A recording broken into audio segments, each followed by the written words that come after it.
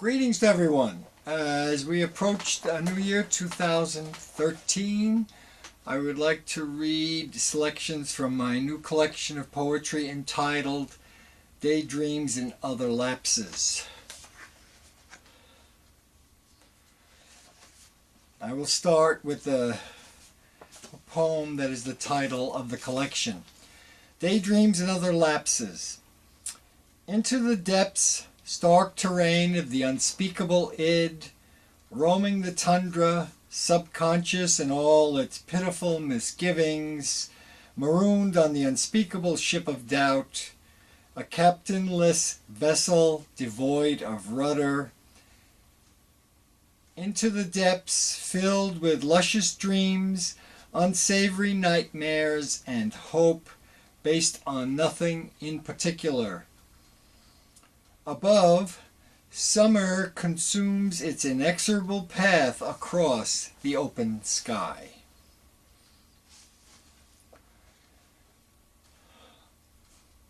Idle thoughts on a wistful afternoon.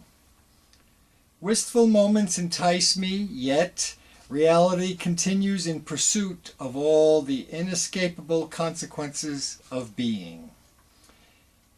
It is indeed a remarkable planet circling its star that delivers life as a simple outcome of its unruly nature. Yet, humanity has little appreciation of this wondrous bit of magic.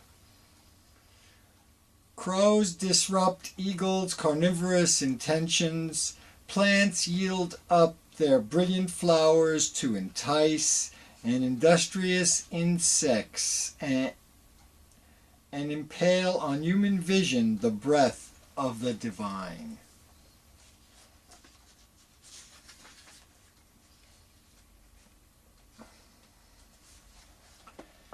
Panning for gold. I travel on the road to nowhere, old people in wheelchairs queuing up at the food banks, with hopelessness dawning within their exhausted glances. Hapless children of the street, wayward and indifferent to the suffering they inflict, hollow is their journey. Growing armies of those on the margins, desperate for joy and relief from the unrelenting grayness, somber mornings, and the nightmares that plague their waking dreams. I travel on the road to nowhere through miles of parched terrain, towering hillocks of blackened earth. Men, women, and children, features darkness by the coarseness of dirt, crouched down on aching knees, relentlessly searching for any bit of gold that might be trapped within the fabric of beleaguered soil. I travel on this road to nowhere into a future overtaken by humanity's horrific conclusions. Time tells us many stories. Suckling newborns and the death of kings, mornings ushered upon the voluptuous songs of birds and the precise attention of a gardener tending his delicate offspring.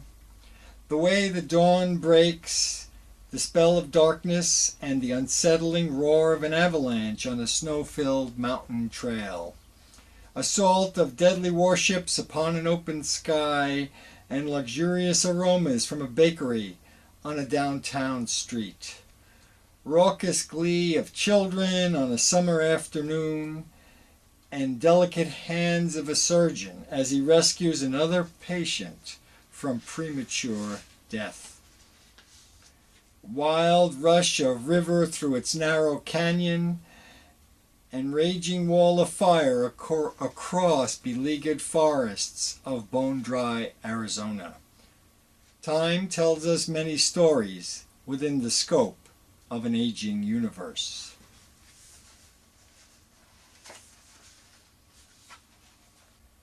In the latitude of the humming air.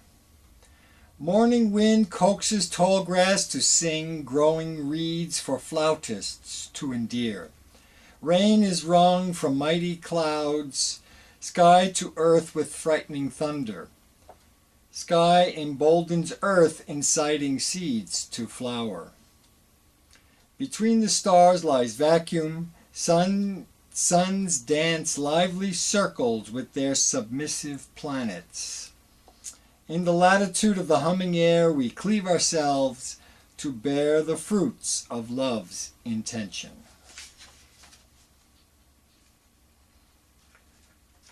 Collateral damage. Collateral damage, what exactly is it? Is it a rock band, perhaps heavy metal, some obscure auto insurance term itemizing what's not covered in case of an accident, written in minuscule print? A mistake a surgeon might make in the midst of a delicate operation. Those individuals indirectly injured from the side effects of a nasty divorce, debris left over from an overzealous football game? Collateral damage, what exactly is it? Stupefying carnage, chaos and mayhem that accompanies ferocious and brutal violence, torrential flow of blood spewing from shattered and broken bodies, separated from the yoke of the living, pungent odor released from myriad corpses strewn upon fields of overwhelming death, the instantaneous incineration of entire families. Horrific and bountiful products of murder cannot be expunged by the simple application of innocuous words in a vain attempt to circumvent the reality of such depravity. What is a poem, after all? A series of cryptic lines ensnaring an overpowering emotion, a moderately successful foray into the ominous terrain of the hopelessly surreal, an exercise in self-flagellation, yet another device of the truly vain, a journey into the extraterrestrial universe of the imagination, a simple reflection about nothing in particular, yet another manifestation of profound familial neurosis, a tiresome class exercise, a necessary outcropping of a poet's underlying compulsion. What is a poem, after all?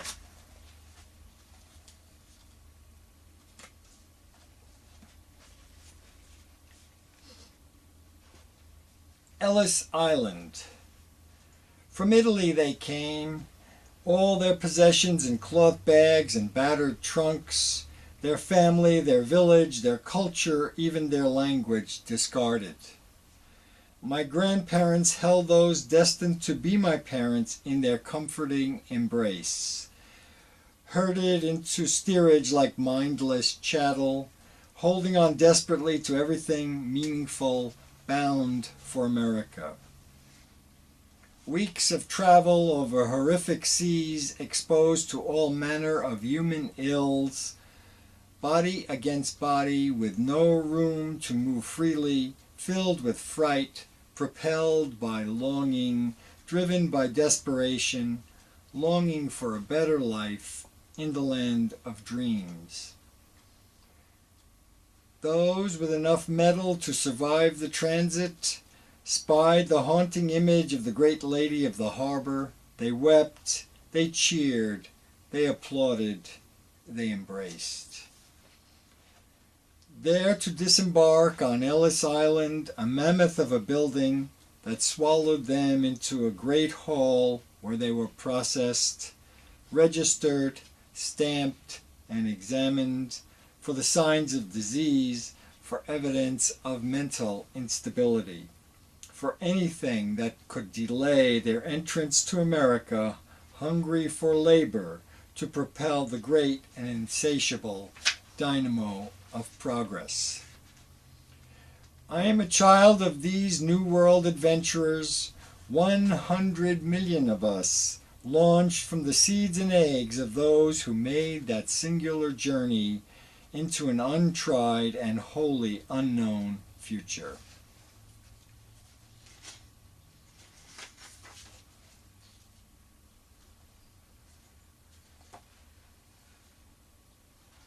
You and I.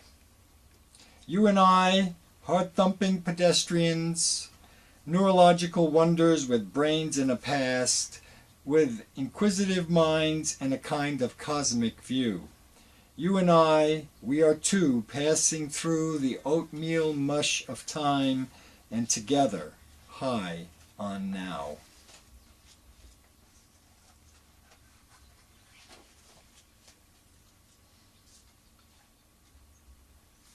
The Science of Waiting.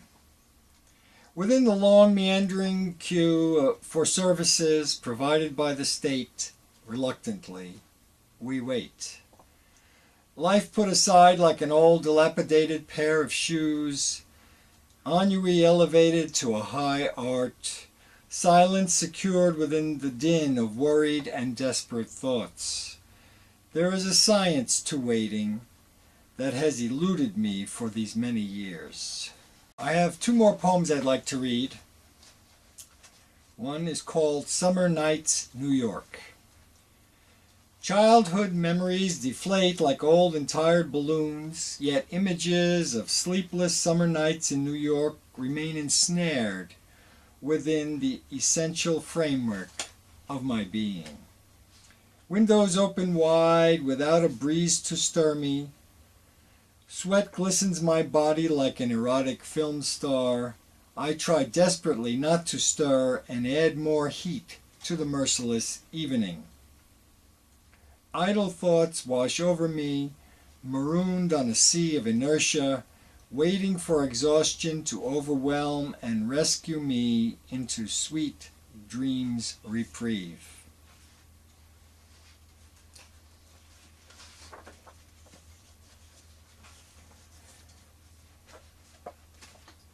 And my last poem from this collection that I would like to read is called Questions Addressed to No One in Particular. Who can tell the distance between the waistcoat and the jib? Who can measure the extent of perfection, the depth of illusion, the diameter of grief? Who can reside within the feckless eye of a storm without appreciating sorrow's bitter anguish? How can a lover explain the mercurial nature of desire or wrath of love gone wrong? Where is the debate regarding the brevity of life, the nature of tides, the origins of mirth? Time is a fiery dragon upon which we ride, leaving us all quite breathless. Well, thank you so much for your indulgence. I will basically conclude here, and there will be additional videos in the future, I'm sure. And this book, Dreams and Other Lapses, a book of poetry, can be purchased from Amazon.com. Thank you.